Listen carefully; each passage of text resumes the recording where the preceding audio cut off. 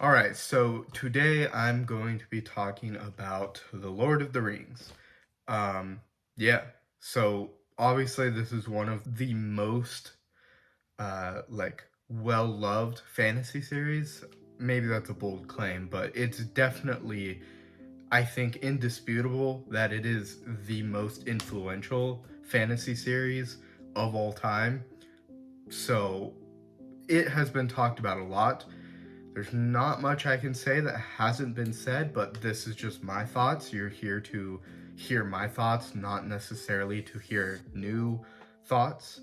And yeah, I'm just going to briefly talk about it. This actually isn't going to be a long video because I am going to make individual videos for each of the three parts of the story, and that's going to be more of a spoiler discussion where I talk about specific things. This is going to be spoiler free, and I'm just going to be talking about general things. Before I get started, real quick, I am kind of trying a new setup. I'm using my phone as a camera this time, and hopefully the microphone is better on my phone. I haven't gotten a new mic yet, but hopefully this is better than using my webcam and the AirPods. I'm not sure. We'll see. But moving on, I literally just finished Lord of the Rings, and I have written like quite a bit of notes about it. I'm not going to go through even near all of them, but yeah, let's talk about it.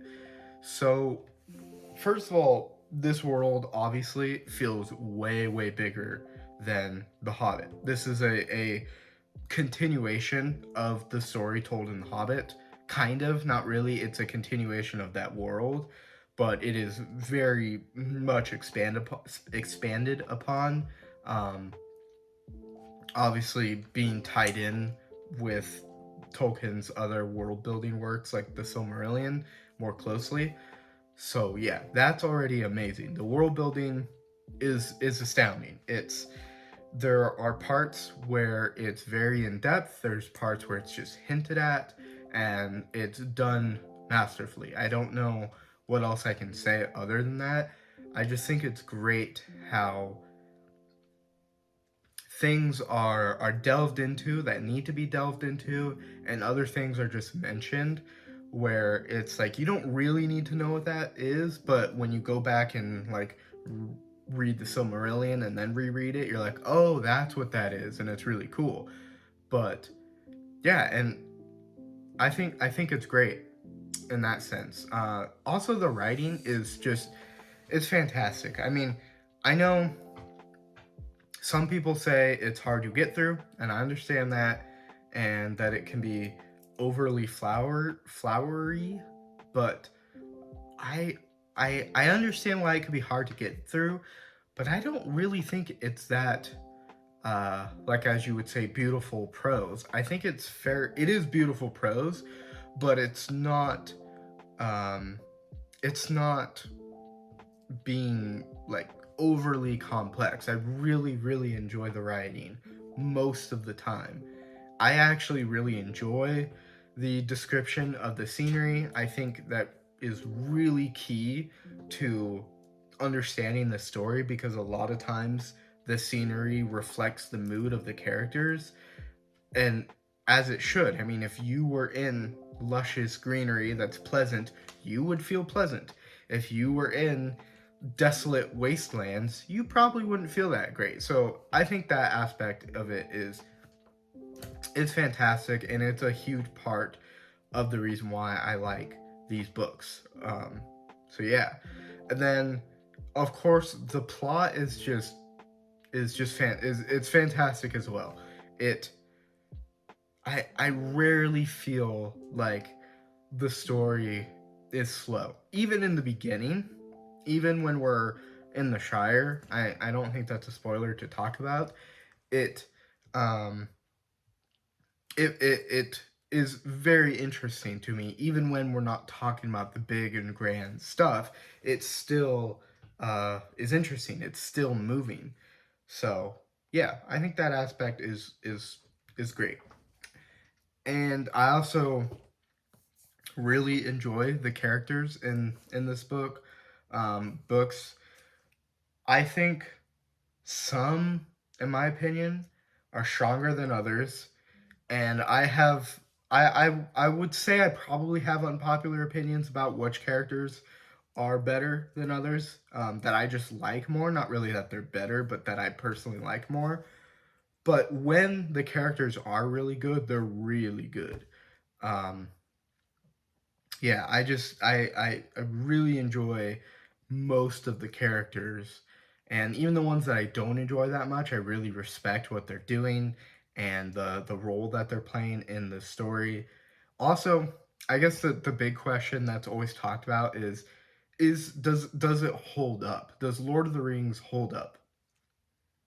I think 100% yes, it does. I'm not super versed in fantasy. This is literally the second fantasy series I've read, and I think that's a good thing because I have a pretty fresh perspective on this story. Although I have, like, I've watched a lot of stuff, and I've watched Star Wars. A lot of people consider that fantasy, but this is the first like medieval style fantasy books. Not the first, the second series that I've read. So I, I guess I did read Small Gods, but series wise, that was one book that I read. The first was Gentlemen Bastards, and I really do think it holds up. I think in one sense, the just raw content of it is still very very good. I guess I read Berserk. That's kind of funny that I'm saying I haven't read any other fantasy series, but there's a massive one right there. But I'm talking about books specifically. Um, yeah, I did read Berserk. So third, okay, fine, third fantasy series that I've read, but I really do think it holds up, and I don't think I feel like what I've heard other people say that they've heard, I haven't even heard this much myself, is that um, a lot of the stuff done in Lord of the Rings is done frequently. I can't really attest to that or whatever, but I I think it holds up, and I think the story still feels fresh to me. Having this is actually not the first time I've read it. I've read the Silmarillion, the Hobbit, the first two Lord of the Rings books. This is the first time I've read the third one for whatever reason. I don't know why I stopped before, but this is my second time reading the first two, and my first time reading the Return of the King. But it still feels very fresh to me, and I don't think I wasn't reading it feeling bored because I've seen this stuff a million times. Also, on a more like outside analysis, I guess, the like commentary in this book is still really really interesting, and um yeah, it's just interesting and it feels still very much valid. I think a large part of this book is commentary on um like the destruction of the natural world. And that is still very, very relevant. It is more relevant than ever, actually. And that is really a big part of this story. I think in the like foreword, Tolkien says that there is no like this isn't an analogy for anything. This isn't an analogy for World War One. It isn't.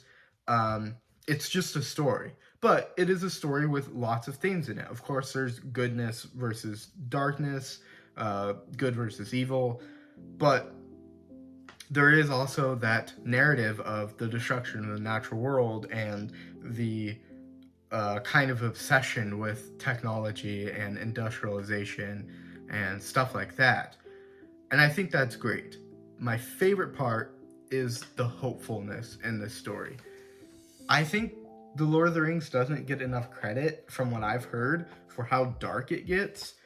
This story gets pretty darn dark, and but despite that, it's still very hopeful. Now, mind you, it isn't on a Berserk level of darkness. It's a different kind of darkness, but it's subtle, but that's actually what makes it better. This isn't grim dark, but it feels dark. It feels grim, but there's hope to it, and that's really pleasant and nice to read. And especially when sometimes in our own world things feel bleak, and yeah, just some of those lines really got me about that.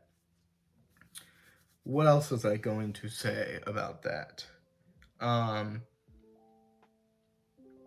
yeah, I mean that's all, that's what I got to say about like the themes and stuff. Of course, there's the good versus evil themes, um, and there's many more. There's themes of friendship, companionship, temptation, and lust, I guess you could say, which those ones don't. I don't want to say they don't hit as hard for me, but those I have seen many times before, I guess. And that's fine. That doesn't make these any less potent. It's actually still very, very potent. The one thing that I'm not a huge fan of in these books is like, honestly, it depends on the section you look at, but a lot of times there's this sense that it is very much focused on good versus evil. Like, that's the one thing I'm not a huge fan of is like, if you're an orc, you're evil no matter what. Nothing you can do about it, which kind of pulls me out of it a little bit. But I'll talk more about that in the other videos. I think there are good instances where just because you're on the good side doesn't mean you are inherently going to act good. You can be manipulated to evil in this story. So that part is great as well. I think it very much holds up. I think the the creativeness of this world is really nice. Maybe there's a better word to use than other than nice, but it still feels fresh. One of my my light just turned on. One of my criticisms is sometimes I get lost in the sauce in this book, if that makes sense. Like, I feel like I'm just lost. Like, I listen to the audiobook, by the way, but I'll listen to the same section like several times and still not get what was happening. Again, I'll talk more about this in my spoiler reviews or spoiler discussions. But yeah, there were a few points where I was just like, wait, what's happening? Who's doing what? Where are we? What just happened? What are we talking about?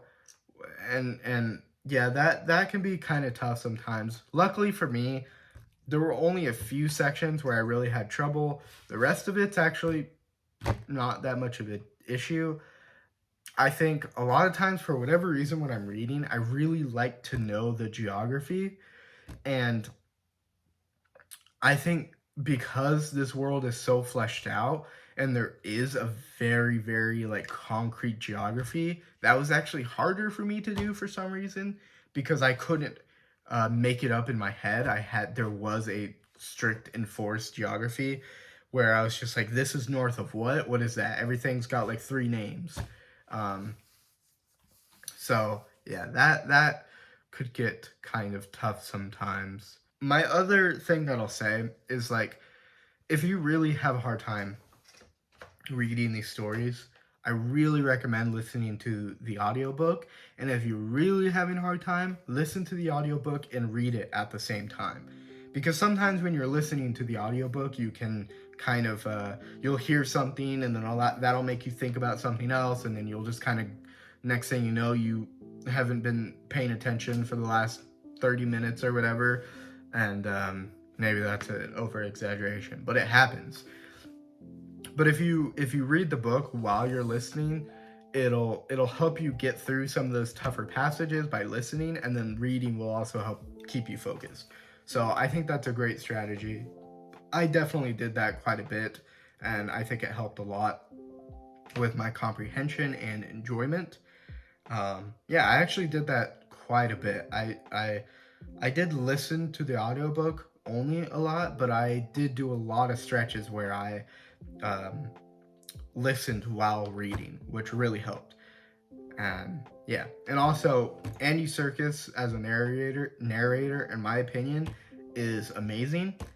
But I get why some people don't enjoy it because he is kind of dramatic sometimes and over the top with the like acting, but it does kind of help because everyone has their own voice. It was easier for me to remember who's who and connect more with the characters. But if you don't like his style, there's other audiobooks, or you don't have to do the audiobook at all. Any way you want to read it is fine. Just do it the way that's best for you.